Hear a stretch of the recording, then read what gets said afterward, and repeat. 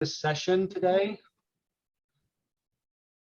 So just want to let everybody know that we are recording, but as we get started this morning, we want to say thank you for, or this afternoon, excuse me. We want to say thank you for being here with us for the next hour. We're really excited about the start of this series of webinars for our symposium on innovative assessments in the classroom for measuring student learning. And this is our first session today. We'll talk a little bit more about the schedule a little bit later. As we get started, my name is Chilton Reynolds. I am the interim director of the Teaching, Learning, and Technology Center at SUNY Oneonta and one of the co-chairs of this group that we're talking through today. And I'll let my co-chair introduce herself. Hi everyone, Nicole Simon from Nassau Community College. And today we're going to talk a lot about what we can do to really innovate your assessment. So we're really excited to be able to take some time with you today, and just want to give you a little background on our group as a whole before jumping into what we did today. For the past 2 years, we've had a group of professionals from around SUNY that have been working together to collect a lot of ideas around innovative assessment, starting broadly across the nation, and things are happening outside of SUNY, and then really focusing in as well on what is happening inside of SUNY. When we started looking at this, we decided to come up with 4 big broad categories of different types of assessment. As you'll see today, we're talking about multiple pathways, but that's a broad topic where there's going to be a lot of different things we'll talk about inside of there. But we had 4 different subcategories that were a part of this, and really allowed each one of those subgroups to be able to explore a lot around the resources, around the research, and then around examples inside of those different types of assessment, as well as trying to gather a lot of examples of what people are doing with innovative assessments across SUNY to be able to share out with this group. So just a little overview of what we'll be doing over the next month. So every Thursday at 1 o'clock, we're going to be taking a look at a different aspect of innovative assessment. Obviously, today we're going to be taking a look at multiple pathways, but we're going to take also a look at what we can do for real world assessment. What does it look like in your courses now and what they can look like in the future? Starting on April 21st, we'll take a look at different strategies for creating socially just assessments. I know that's very timely with the new SUNY Gen Eds coming up and what's going on throughout the country and certainly in the world. And we want to make sure that everybody has those tools necessary to create a very socially just class and how we can assess our students with that. And then our last symposium workshop will be on Thursday, April 28th at 1 p.m. We'll take a look at re-examining assessment classroom, learning through portfolios. I don't want it to be like noisy and distracting you.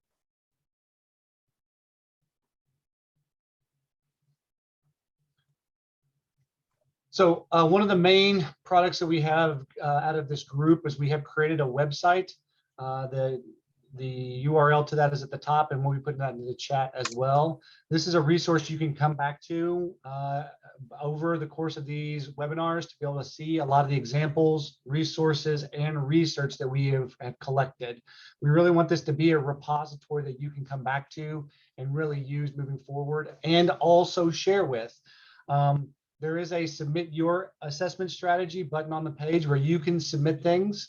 As you're going through today or any of the webinars, you're like, hey, I do something like that. We would love to hear about it so that we can share those ideas with others as well.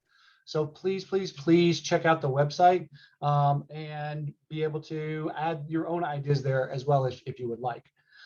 We are archiving this whole webinar series there. There's going to be a new link at the top that says the 2022 Symposium. We will house all the recordings as well as additional resources that we provide as a part of this, including this PowerPoint presentation that we're using today. That all will be linked inside of this website so that you can have access to it whenever you like. Just want to let you know about that website and that all of the resources will be there as we talk through all of these assessment strategies today. A little bit about the mission of our working group. As Shelton said earlier, the overarching innovative assessment group is broken into 4 different groups. And out of those working groups, again, each week we're going to take a look at a little bit of a deeper dive on assessment for those groups. This week, we're going to take a look at multiple pathways, and multiple pathways basically uses non-traditional methods for students to really take a look at how they can be assessed and progress through their course using multiple formats for learning, depending upon their preferred learning methods or assessments. And we were able to identify 4 main groups that we're looking at to allow our students to have that flexibility in their learning: specifications grading, contract grading, gamification, and then adaptive learning. So this next section will be going over these 4 different types and kind of talking through them and giving you some examples. If you have questions, please feel free to put them into the chat. Between the presenters today, we will be watching the chat and hopefully be able to answer questions. We'll also take some time at the end of our session to kind of open it up to see if there's any questions or discussions we want to have further beyond that. So please feel free to add things to the chat as we move along. And to begin with, we'd like to introduce one of our group members that has worked really tirelessly as a part of this group, Dr. Maria Bajwa, who's going to be talking about specification grading. Hey everyone, I am Dr. Maria Bajwa. Can you hear me well? Yes. Thank you. So it's my honor to work with this fabulous group. I am a medical physician by trade, and I've been working with this group under the SUNY system. I was with SUNY Broome Community College. So that's my bio. So let's talk about specification grading. So basically, specification grading is based on mastery learning concept of specific student learning outcomes. It has bundles of assignment, which gives agency to the students, and students can pick whatever the assignment they want to do, depending on which grade, letter grade they want to achieve. It has a pre-established clear performance indicators, and rubrics are rewritten for 70% of students to obtain mastery at a lower grade level. That would be the B grade, and that is the threshold that has been set before the semester starts. And the final grades are determined by completion of a set number of or a group of assignments. Children, next slide, please. Thank you. So this is the comparison. On the left side, you can see the typical syllabus. We have the grading from A through W, like from top to bottom. But on the right side, we have a specification syllabus. For each letter grade, there are 2 kinds of specifications: exam performance and homework. For the exam performance, if you look at that closely, if a student is striving to get a letter grade A, they have to have 70% of the point on the final, but they also have to have 85% in any one of the exams and 70% on another. If a student is striving to get the letter grade B, they have to have 70% in the final and then 50% in one and 70% of the points in the another exam. If a student is going for letter grade C, they have to have 50% of the points in one and the 50% in the final. For the homework assignments, a student is considered successful if they're striving for letter grade A. They have to have 80% of the marks achieved, and that would demonstrate the subject proficiency. For letter grade B, it will demonstrate subject comprehension, but they have to have 65% of the marks achieved. And for the letter grade C, the student is considered successful if they obtain 50% of the marks, but that would only demonstrate knowledge. But that's what the student picked. So that's what gives the agency to the student. Next slide, please. So the next one is, we call it example of specification grading, but basically this is a little bit more information. So all that criteria is set before the semester starts and when its instructor set up the grading for that semester for the course. The final course grade will focus on skill development and mastery learning as opposed to striving for numerical grades. This course is based on pass-fail. A student is credited pass if they submit their work with a minimum standard for the professionalism and informational accuracy. On the exams, they have to earn 70% or higher of the score. And for the assignments, they have to submit a work that would be a B-level work. To pass the course, they have to pass a set of requirements. But if they want to achieve a higher grade, they need to do extra assignments or additional set of specifications. And that's in the next slide. So these are the specific, what you call it, the specific specification grading. Every student learning outcome, they have to master that, whatever is pre-assigned to them. If a student is unable to master the content in their first attempt, they can take a second attempt that they can do it again, but it's all pre-assigned and preset by the course director. And for each learning outcome assessment, they have to complete assignment that would be associated with specifically with that learning outcome. And the final class grade would be based on the total number of learning outcomes mastered, plus the grade earned in the final exam. Thank you. So these are the bundling. We talked about the bundling of the grades. So those are the bundling is basically the preset conditions they have to meet in order to pass that grade. So these are the examples are mostly most course directors follow those things. For example, no unexcused absences. They have to meet up with the instructor at the beginning of the semester, and then they have to do a mid-semester meetup, and they have to come to the class prepared. They have to engage in all the discussions and class activities as assigned by the instructor. And also they have to do all the self-assessment of participation. And also they have to do all the end of the course evaluation that have been assigned to them. Thank you, everyone. Now back to Chilton.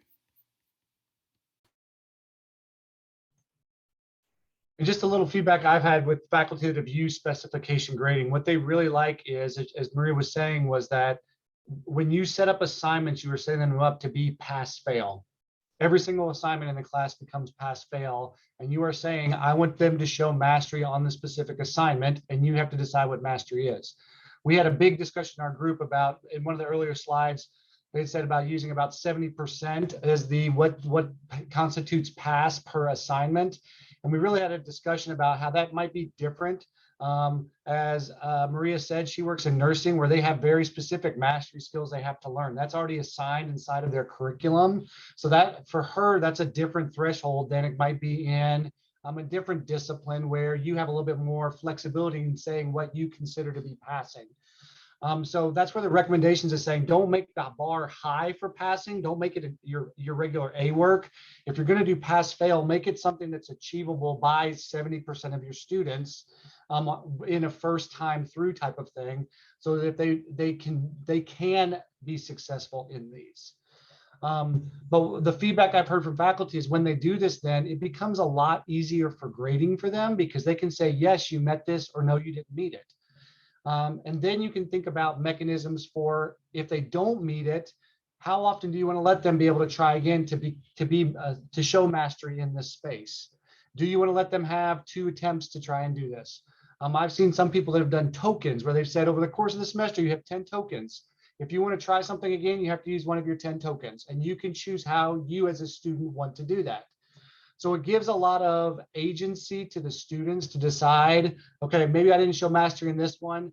I know that over the course of the semester, I have to show mastery in 7 out of the 10 things. I'm just going to choose not to show mastery in this one and move on to the next one. I've at least gotten feedback on it and I can move on. So it allows that student to have a lot more choice in how they move through the class and where they want to show mastery as they go through the semester based off of the criteria that you put into the class. But the faculty I know that have done this have loved it and have not and said they're going to do this forever because it just cleaned up their grading. They found that they can just say, yes, you met the level or didn't, and then moved on, and everything just became pass fail for them for homework assignments to be able to do that. And the reason I talk about that so much is because I'm moving into contract grading next, which is very similar to specifications grading. Oh, I'm sorry, Maria, did you want to add something else? Yes, only one thing. So for healthcare professions, I have seen people using that, especially speech learning pathology. They have a really good article about that. Biomedical engineering, they have used this approach. But again, they have to look at their accrediting bodies and how their standards are set, and they have to go accordingly. Another piece is right there is it is a lot of work for the instructors at the beginning of the semester, but it becomes very transparent later on during the semesters that we do not have a student coming in complaining that I did that and I need more marks or grade and I was not assigned the correct grade, because it is very transparent. So work at the beginning, but later on life would be easier for the instructors. Thank you, children. So we're going to move into contract grading next, which is very similar to specifications grading. What I like about this, so my background's in music. I teach music theory on a regular basis, and I really struggle with in my classes how to help my students be able to feel like they can take chances and not be penalized for that. So for me, we are regularly having conversations about how can I say to my students, if you fail here, that could be okay. If you failed in a way that's meaningful and then you can learn from it. And so I've really been exploring this kind of idea of saying, hey, take the chances to be able to do something, and we'll build that into how I grade you, so that it becomes something where you don't become penalized for doing that. So for me, so that's kind of my background and where I come to when I talk about contract grading. It is very similar to Maria, to what we talked about with specifications grading, in that it is really about saying, hey, we're going to set specific thresholds that's not necessarily based on scores on specific things, but how you perform over the whole course of the semester. As you'll notice, one of the themes for this is that whatever you do, we want to be upfront, so it's very transparent for your students from the very beginning so they can see. And so the recommendations in all of these is that this is part of your syllabus, this is baked in from the beginning so that your students can really see how this works. But with contract grading, one of the differences where I see is that with specifications grading, it's really pass fail. With contract grading, you can still give different levels of how you did on specific assignments. I can give you feedback, I can give you letters on that, I can give you a percentage score, but then how I use that to create a final grade can be different based off of how I show that. And we can really value things like how much time you are putting into things, your effort, things like how much growth you make over the semester instead of did you score 90%. So we talk a lot in classes about, I'm frustrated by my student who already knew all sorts of things about music theory. They came in and slept through my class and still passed it. And I had another student that knew nothing about music theory and worked their tails off and still only got a C in the class. And I'm like, which student learned more in that class is probably the one that worked their tail off and really was a part of it, versus that student that came in and already knew a bunch of stuff and just slept through class. So that's where, again, that's where I like the idea of contract grading is you can also build that in to say, show me the growth and we'll build that into what we're doing as well. I mean, I'll get into some examples of that in just a second, what that looks like, but just to give you some context of when we talk about contract grading, it's about building in some of these additional things into what you're doing. So some ways to do that is to be able to talk about, hey, let's talk about ways that you are interacting with the class. And so in this example, we can say, in order to get an A in my class, you have one late assignment at most. You don't have to make up any assignments because you did it. You tried your best on the first one through. You didn't ignore any assignments. And when I gave you the opportunity to do additional things, you really went out and added on to what we were doing instead of just doing what the expectation is. And again, I like this because when we think about what the A student is, it's usually those students that are really trying hard, they're really doing things. So if I have students that are completing a bunch of extra things, they're trying to find more inside of this, and that's a way to encourage you to just try additional assignments where I might grade those additional assignments just pass fail, where I'm grading other things a little bit more strictly. But if you did this and you really tried, then I can say, yes, you did a great job on this, you will get the credit for it. And so you can build that in. If you can see here, what we're building in is that you're not doing late assignments, that you are trying to do your best work on the first time through, that you're not just ignoring my work because you don't want to do it or whatever, and that you're willing to go above and beyond and try some different things. So one way to do this is, this is in a class where they are having to build tutorials for other people. So in this case, they would say, okay, here's the tutorial project. I have a basic grading scale. Here's how you get 100% on this. Here's how you get a 90% on this. Here's how you get an 80%. I have my rubric set up for this. you have to do this project where you're going to build out a complex set of tasks, and you're going to have to show people how to do that. My expectation, you're going to do it. You're going to have screenshots as a part of it. I can set up that whole rubric and really show you what's going to happen with it. And then I can give you some additional possibilities with that. These are those extra tasks that you are talking about, that we were talking about as well.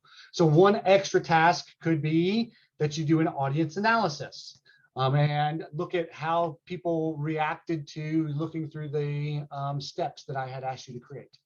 A second one would be to look at 3 other tutorials that are similar and talk about why yours is different and why yours fits a different niche than the other ones. Or I could do another revision memo where I say, here's all the changes I make based off of what I've known. And again, what you're seeing here is, hey, there's the basic assignment, but then there's other stuff I could say, how could you grow on this? How could you build on this to think about this in a greater space? So in this case with contract grading, it really is about saying there's the expectations, and then there's additional things, and you can choose how you want to interact with this to be able to get to that point. The other thing I'll say with contract grading is most of the ones I have seen have been where the professor sets up front, here's what we're going to do. But I have heard of other faculty that have talked about building the contract with their students and letting their students be involved in that process of saying, here's the expectations for the class. I want you to fill out what you want to get out of this class and then tell me how you want to get there. And if I agree with you on your contract and you agree to do this work, then you can also, that would be your way of getting through this class. Again, it would be another level of agency for students to be able to give them a choice on saying, I want you to show mastery in this way. How do you want to show that mastery? And let's decide that up front at the very beginning of the semester. And I think there was one question in the chat. Nicole, you got that answer correct? Yeah, great. Okay.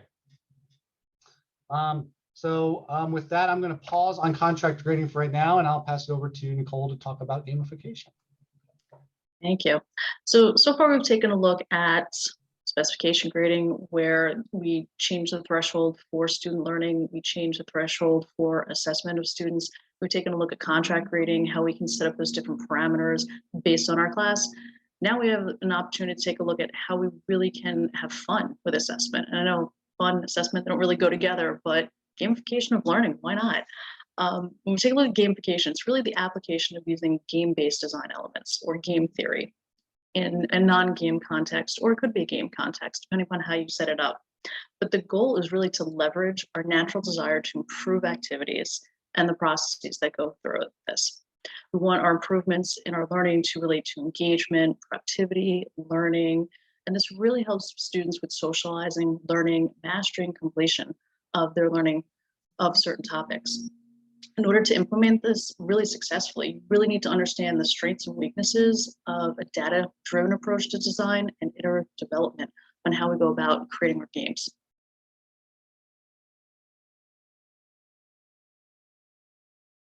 So talk about gamification. How do we gamify our classes? Well, very simple. We can either do it through fun, or we can do it a little bit more serious gamification. If we do a little bit more serious gamification, that is creating a learning environment where there's task-based, there's reward, there's very defined and prescribed student learning objectives. And once we go through with it, we are looking to grade the students in some capacity for more formalized assessment. Or you could do a little bit more fun gamification. When we do fun gamification, it could be something for springboarding of a lesson. It could be for tutorial purposes. It could be something that's not so prescribed. You still have your learning outcomes, but it's not necessarily grade-based for student learning.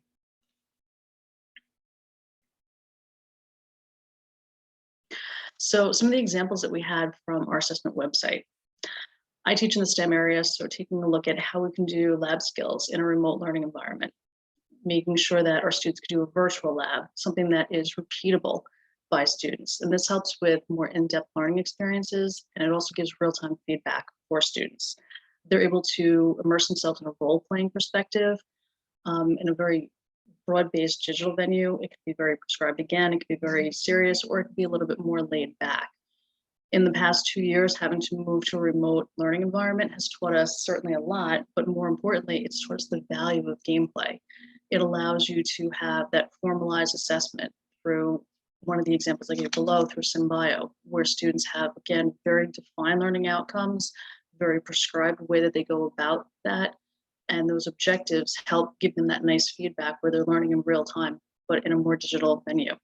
Then you have something that's a little bit more broad-based, that's a little bit more relaxed in learning, something like FACT, where you're looking at physics interactives, and it covers all the STEM areas, where again, you can use it for tutorial purposes. I've done that where I've introduced it to a class, use it as a springboard where we can talk about a topic, or students can go back and use it as more formalized lab, but then I can take the analysis that much further.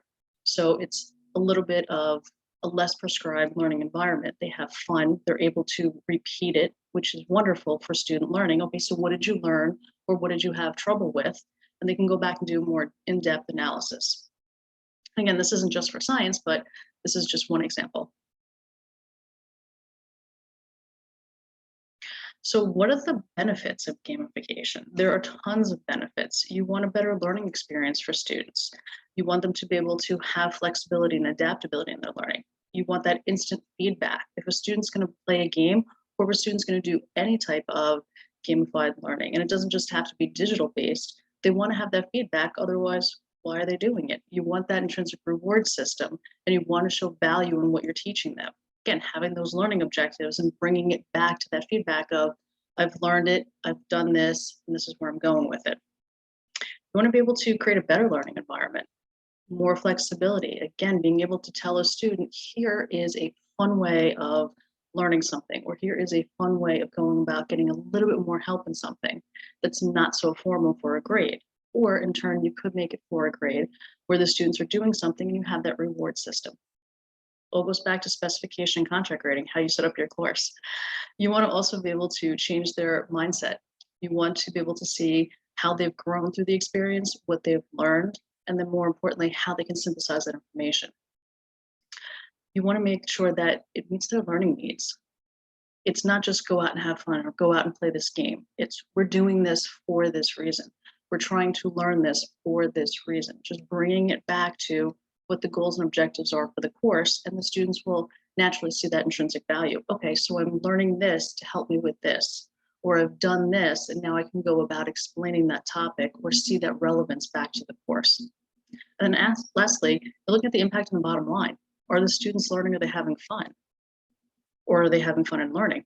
Does it really matter which order it is? As long as they're going back to, I'm doing something, I'm learning something, and I'm having a really good time and engaging in the class.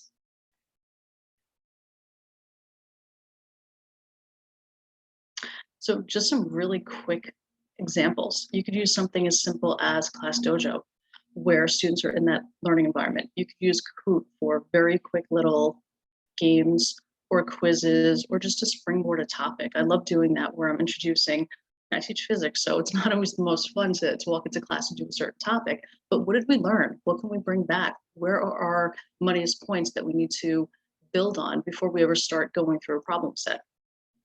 That has been wonderful. So again, now that we've done a little bit of a quiz and we can see where students are having trouble, now I can have them do a simulation, and now you've actually seen something in real time. You've gotten that feedback.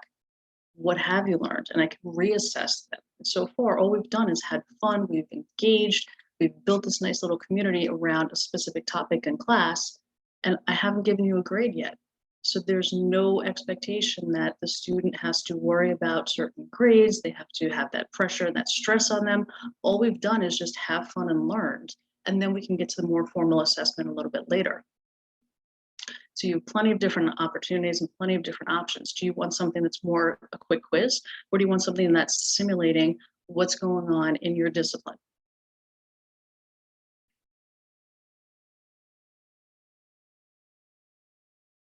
Or you could get a little bit more serious play.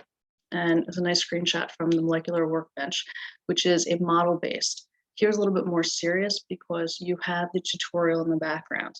You have all the screenshots that walk you through not only the lesson that you're learning about, but ties it back to those learning outcomes. So it's a little bit more prescribed. You're physically going through a digital version of a lab. not only do you have that formalized assessment, you have that real-time feedback where students can build something, they can understand it, and they can be assessed. And that assessment can be, again, graded on a nice scale of what you're learning and how you're building on that knowledge base, what you're doing for that.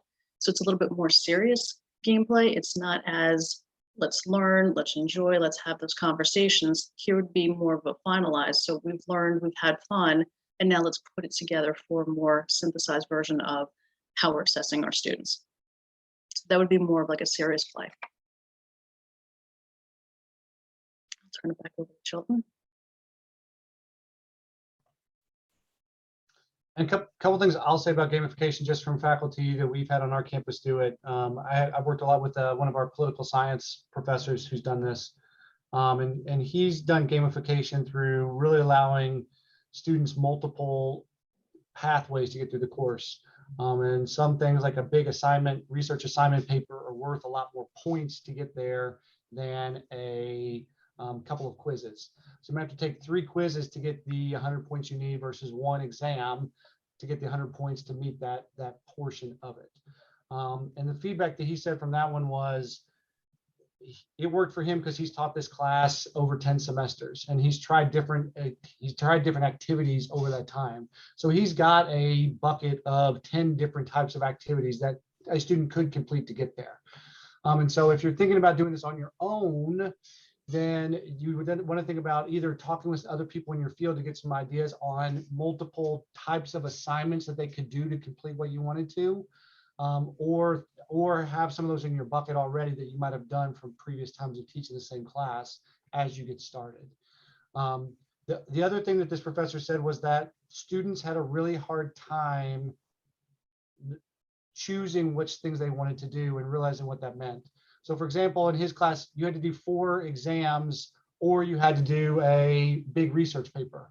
And you had to pass 4 exams, I should say it that way. And they might have passed 2 of them, but really bombed on the other 2. And they're like, oh my gosh, I'm not going to finish the class now because I didn't complete this portion of it. And he said, well, there's other routes to get there. You can still do this paper, or there's some other ways to do that. And so especially the first 2 times he taught this class, he really had to sit down with students regularly to be able to say, okay, here's where you are in your path through this course. What other things can you do to get to that place? And so that was a struggle for some of his students as they tried to do gamification in his classroom. So just want to throw that out there that it is a great way to do it. It does give, again, agency to students to choose their pathway through it, but they might need some guidance and support because it is very, as we said before, these are very different alternatives of getting through a class and not how students are thinking about negotiating getting through a class. And so you might need some real support as you move through that. The other thing I'll mention is I don't think we did this purposely when we were doing it, but I'm realizing it now. We really started with specifications grading and contract grading are really things that you can do on your own. You could just start doing those. We started to move into things that are more product based as we move through this. If you notice, gamification you could do on your own, but then we were showing also some different products that could be a part of that, from Molecular Workbench to Class Dojo to the other tools that we were talking about. And so we're kind of progressing along and I'm saying this as an introduction to the last topic we're going to talk about, which is adaptive learning, where we're moving from things you can do easily on your own to things that really are going to need some additional supports to be able to do. So this last one that we're talking about is adaptive learning. And the idea of adaptive learning is that you put your students into a system. And so it's some type of online tool that allows them to interact with content. And then based on how they do in that content, they get different content based on that. So if I go and do a test and I do great on it, I can go to the next module right away and I can move through at a pretty quick pace if I know the content really well already. Versus if I'm a student that doesn't know the content and I don't do well on the first exam, they might give me additional feedback and give me some additional content that I would get to be able to work through before going back and being assessed again. And so I might be a student that does great on every single exam and go right through it and have no issues at all. I might be a student that doesn't know or knows the first little bit well, and so can get through the first couple, and then, ooh, I get halfway through the semester, I need additional support on something like this. Versus another student that needs a lot of support all the way through. So as you notice, because of this, the way these are set up, these are usually done in some type of system. And some of the ones that we have across our campus that we've used a lot are inside of our Lumen space. We have Waymaker. So if you're using any of our OER resources in SUNY, Waymaker is a tool that goes along with Lumen that does a lot of this. So if you're in the course and you're teaching using an open educational resource and they have a Waymaker portion assigned to it, then you can say to your students, go out and do this thing. If you do great on it, then you'll be ready for the next thing. If not, it'll give you more support to get you to that. They also have what's called the OHM, or their online homework manager. That's really the places where I know that a lot, and some other people. John, I know, knows this one really well, John Kane. I've seen this one a lot in the math, where they want to have a lot of homework practice where you get immediate feedback as well. So in a lot of math courses, they use the OHM to be able to support that one and look at how that is, how you are doing as you go through the course. Another place that we use a lot in SUNY is the Open Learning Initiative, OLI. You will hear that called a lot. They have a thing called ECHO, which does similar things. OLI is through Carnegie Mellon Institute, and so it's a different vendor, but again has a lot of already pre-made things that can help support you in doing this. In Waymaker and OHM, Lumen really wants to be involved in the creation of new things. OLI actually has a program, it is called ECHO, that allows you to create materials as well. So if you go into their system and you're like, I love this book or I love this open educational resource, but there's nothing there that helps give students practice, you can build those there if you want to. That can be time intensive, so just be aware of that if you want to do that. Another product that's out there that that we've looked at, and actually John Kane just put some information in about a group that he and I worked on with this a lot before. There's a group out of Arizona called Smart Sparrow, where you can create your own adaptive learning spaces as well. And again, based off how a student does, you can get feedback. You can say what feedback a student gets based off of how they do on something. And so it gives you a lot of space to be able to be supported in there as well. The ATI one is one that's more in the medical fields, and I meant to have a bigger link to that one, so I have to I'll add some resources to that in what we were talking in the resources we give after today. So if you notice, these are very vendor based. You really need to have a place that students are going if you want to be able to have them be able to go through adaptive learning places, so that you can be able to do that.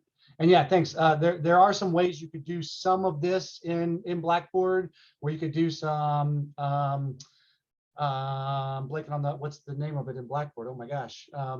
When you adaptive learning, not adaptive learning. Oh my gosh. Somebody wants to put into the chat right now. I'm thinking blanking on the name. But when you can say, if you do well on this, then you can see this content. If you don't do well on this, you can see this content. So you have access to that in Blackboard. Thank you. Adaptive release, Brandon. Thank you. I had adaptive learning in my head and it's adaptive release. And I couldn't get one out to get to the other one. So the tool in Blackboard is called adaptive release, where you can set it up to say, if you score well on this quiz, then you can see this next material. If you don't score well on this quiz, then you would see this other material first and be able to do something else. Adaptive learning is really good for sequential learning, where you really have to learn this to move to this. So that's why we see it a lot in math courses, where they're like, we know you need to do this, in logic courses, in places where we can really say there is a very specific curriculum that you need to go through in a specific order, and it all builds on each other. That's where it really works well. Yeah, and Jessamine, yes, you can do some adaptive learning outside of that. That's a lot more challenging. I mean, you can do things like, based off of this, I can put you into different groups, and so I could do, you do an exam, and based off of that, I might group a group of students together in a smaller group, and my mid scores in a different group, and my high scores in a different group, and be able to give them different assignments. So there are some ways I think you could do that non-tech based. And we'd have to think about that one a little bit more. We were so focused on all the tech stuff. I work at a teaching and learning technology center. That's where I was focused on to begin with, but it's a great question of how you could do that in a non-tech based space as well. Before we do that, I want to share, actually share the website with you, so you can see what it looks like and how we have set this up so that you can be able to do this. So we have on the website across the top, we have our 4 subgroups, the multiple pathways inside of here. We have an overview area, we have a research area, and then we have examples of multiple pathways. So again, this is things that we have collected from other faculty across SUNY that have done this. When we go to the multiple pathways examples, a lot of what we talked about today came right from here. So if you want to do a deeper dive into any of those tools, you could come to the website and be able to look right here to be able to do that. This is also a sneak preview for our upcoming webinars as well that Nicole's going to talk about in a second. But we really wanted to have this be a place where you could come and be able to find those. In addition, on the home page, as we said before, there is a link right here to submit your assessment strategy. If you click on that, it takes you to a Google Doc that we're looking at. And we kind of take what you put in and we put into our format. We have a template for that so that we can be able to make sure it looks kind of similar when it comes onto the website. And then we add that into the website and credit you, so you get the credit for any type of assessment that you add to it. So just wanted to share that with you, if that's what the website looks like and what that is, before jumping into the next part of the presentation, where I think we're going to break before we say this and say, what questions do you have? If you have a question, you can throw it in the chat. There's been some things that have been thrown in the chat already. But if you have other things that you want to ask about as far as any of these ideas of multiple pathways through your class, we'd love to talk with you about it. Otherwise, when we're done with that part, then we'll move into the next things that are going to be coming up in the next couple of weeks and months.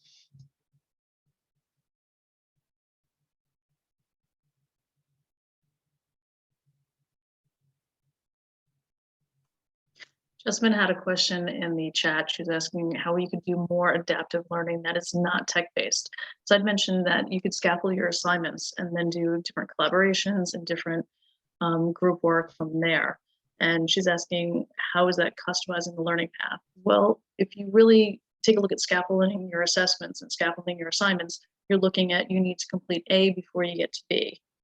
So once you do A and B, now the students can break out into different groups to further work on B to get to maybe the next group for C. Or if you're doing different collaborations, they've learned the baseline knowledge of what they need for that assignment. And now they take it and work on a group project, or they're working on a different collaboration to build something, to create something that really highlights what they've learned. So you're able to adapt it or customize it a little bit more based on what they need to know. You've given them the initial information, and then you've built on it. So you're scaffolding that assignment and you're customizing it based on a certain topic or a certain assignment or a certain learning path students either need to know or that you're trying to create for them. Hope that helps. And Lauren, I love your comment about differentiated instruction. I came out of a K-12 environment where I used to teach general music before this. And yeah, I really think of that as a way. I am cautious of saying adaptive learning with that, because in tech circles, especially when we say adaptive learning, we really are talking about these tech-based spaces. So just be careful if you talk about adaptive learning on your classroom, I'm sorry, on your campus, be aware that some people might really think just tech-based things, which I had described. But I like that idea of differentiated instruction that gets used all the time, where you can say, yes, let's have different centers for different groups or different levels for different groups, and do that in some different ways. I've seen some great ways where there's times where I need to bring all my students who are low achievers right now together to maybe give them some additional support. But also there might be times where I'm going to do group work where I want to have people of every level in a group together. So there's some ways you can use differentiated instruction to be able to do some of those things that are very similar to what we're talking about in adaptive learning, but in a much more low-tech way. So thank you for adding that in. I appreciate that. Doesn't help when you're very tech-centered people. We don't always think of the non-tech portion. Claudia asked, did we find any of these innovative ways for assessment as an open opportunity for grade negotiators? No, because you're still setting the parameters before the course starts. You're just giving a different platform on how the students go about being assessed. You're not walking in day one and going, so it's open season, however we want to be assessed. No, you're still giving those parameters from day one and saying, okay, maybe we're not going to do a standard grading system, A through F, where you have to do to get your grade. Maybe we can be a little bit more flexible and say, okay, we're going to build on your learning. And that building is going to have different point values or criteria. Or I have all of this information. You can kind of customize what you want to get assessed on.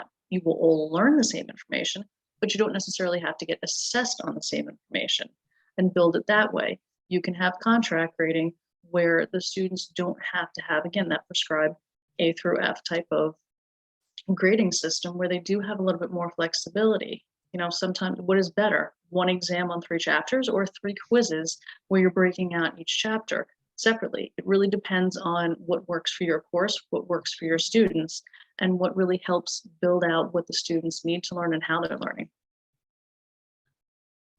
The other feedback I'll give on that is the feedback I've heard from faculty is that when they do these, they actually have less grade negotiators in their classes.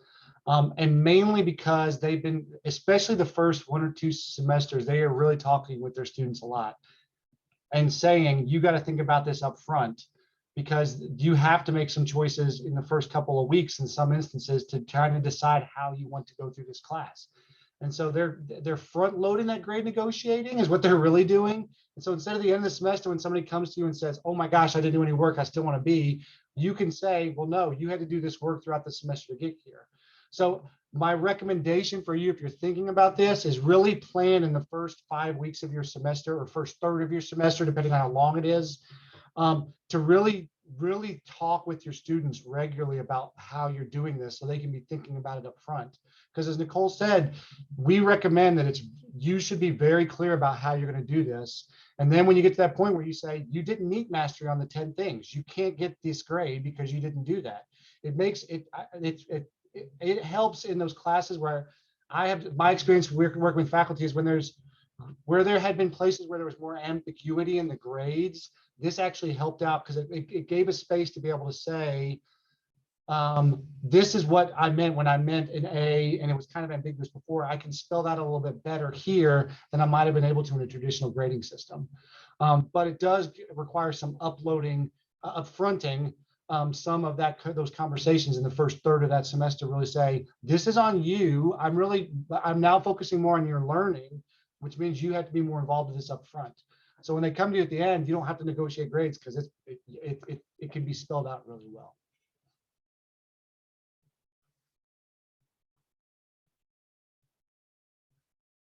Yeah, and hope to your point of extra credit, as you saw in some of these, I think that you have to think about some different ways to get through here. We talked about tokens as one way to do it. I knew some faculty that had a column in their grade book in Blackboard that said number of tokens left.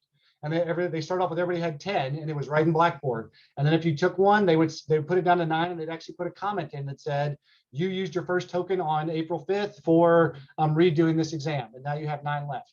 And so the students could go into the grade book in Blackboard or whatever learning management system you're using and be able to see how many tokens they had left. And that was one way to be able to give some flexibility. We saw some other ones where there were additional assignments, and to get up to that A, it wasn't extra credit. It was really how to get up to the extra credit you need to do, extra work you need to do to get up to that top level. So there are some ways you can kind of build in extra credit instead of being extra credit, it's just different ways to get to that.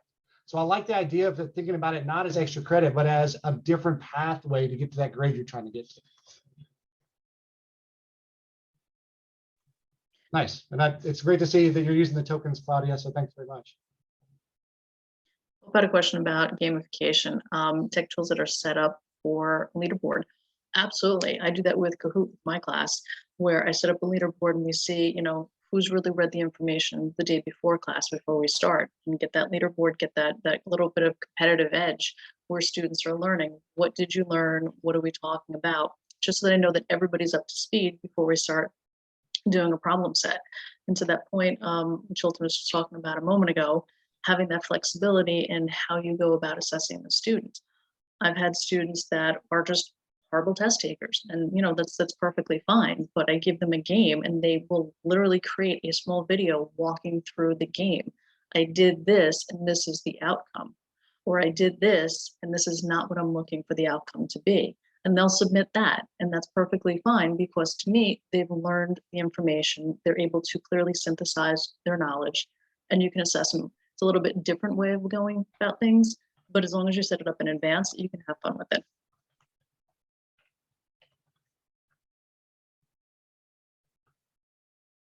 Yeah, one of the big leaders in gamification is the University of Michigan. They have a whole bunch of, they've really been on the forefront of this. They've actually created a grade book called Gradecraft. I'll find the link to that and share it at some point. I think they have, it's a paid service now, but it allows you to predict what your grade would be based off of different ways through. So you can say, oh, if I went this way and got 100 points here and 200 points here, would that get me to the A? I mean, you can kind of predict or decide between multiple things by using this type of grade book. We have a couple faculty on our campus using that now to help them be able to do that. That's not a leaderboard per se. That's more for you on your own than it is to show outward. So just if you really want to look at some more of this, University of Michigan has a whole gameful learning center is what they call it, that does a lot with this as well. Nicole, thanks. Nicole was talking about Rebecca's question in the chat, so thanks for doing that. Yeah, and Fabio, and I apologize if I said your name wrong. I agree with that. Like, what I like about this is you're upfronting that focus on those real learning outcomes, and then your assessment of those learning outcomes can become much cleaner, I think, when you do this, because you can show, I was trying to get my students to here and they did this pathway to get there. So for me, if you're really using any of these, you're really doing a lot of backwards design where you're really looking at what are those outcomes and how can I build my students to get to there, possibly through different mechanisms to do that. So I agree 100% with that. Yeah, and that's a great point in the chat about, like, there's questions of what does that look like at a departmental level versus on your own? How much of this do you have autonomy to do? That's really going to be a departmental question for you. If you have certain assessments or you have certain learning outcomes you all have to get to across multiple sections, you might need to have a conversation about this at a departmental level. I know some departments have done a great job on our campus of level setting and saying everybody in every single section has to do this, but give a lot of flexibility in how they get there. But again, that's going to be a departmental level that you really want to work with to be able to talk through some of those things.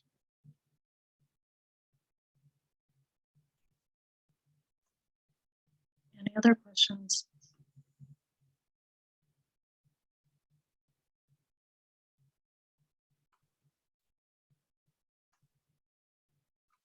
Nope. Okay, just a quick reminder of our upcoming schedule. Again, every Thursday for the next couple of weeks, we'll be talking about different aspects of assessment. Next week, April 14th at 1 p.m., we'll be talking about real world assessment and how you can take what's going on in the real world and bring it back to your classroom on what it is that we want to learn and how we can really assess students based on actual real world, more realistic ways of going about learning. On Thursday, April 21st, we take a look at strategies for creating socially just assessments and what that looks like to create a socially just class and how we can assess students based on what's going on in the world and how we can bring the world back into our class. And then we're going to follow up with our last week, which is April 28th. Again, every Thursday at 1, take a look at re-examining assessment classroom using e-portfolios. And then once that's over, we are going to invite everybody to a 4-week assessment challenge. So from May 2nd to the 27th, we're going to have a 4-week assessment challenge with each week having a different focus. And you can really choose how you want to interact. I do realize that everyone's coming into finals about then, and it will be open past that date. So if you don't get to something and you want to participate, feel free to join us throughout the entire summer. But I know Padlet, woohoo, thanks, Swoop. I'm a big Padlet lover. But we do have that 4-week assessment challenge where every week we're learning a little bit more about all 4 weeks of the assessment symposium. So you can take a look at any of the 4 different aspects, and then within each of those 4 weeks, we're certainly going to have different subgroups. So this week, maybe you want to learn a little bit and talk about how you can do gamification or specification grading in your class, or maybe you really, really like something from real world assessment next week, and you want to talk about that in your class. So we're going to see how you can change your class or your syllabus, even just an assignment one at a time, on how you can take what you've learned over the past month and put that into practice for your class, how we can build up those learning outcomes so you can see how they tie back to what different type of assessment you're looking to change for. Again, it could just be an assignment, or it could be something a little bit longer. So we are going to invite everybody from May 2nd to the 27th. Again, we'll have that open a little bit longer, but to take a look at the 4-week challenge and then see how we can build that out. And then from there, invite you to put everything together and put it right back into the form so we can highlight some of your great work on the form and then bring it back into our website. So just know by default, the assessment challenge that we're saying is going to be a weekly email we send out at the beginning of the week. We will, unless you don't want those, our plan is to send that out to everybody, and then you can opt whether you want to do it or not. But that way you can at least see what we're asking for with those. So if you just want to kind of peek in on what the emails are, that's great. If you want to actually interact, then you can. But our thought was you sign up for this so you can kind of see what we're thinking about on how to help support move forward from there. Just want to say that out loud, that unless you let us know, and we'll put our email addresses in as well, but you can let us know if you don't want to receive those emails, but otherwise we'll send that out to everybody who's participating over the course of the symposium, so you can do that if you would like. And with that, I want to say thank you to my whole group. We have some people that are a part of here. If you've been a part of the group in any way and you haven't talked yet today, if you would turn on your camera real quick and wave. I know we have some other participants from our group that are in the meeting today, but we've had a great group that's worked over the past 2 years. So we are thankful to them that have done that. We look forward to seeing you next week on next Thursday.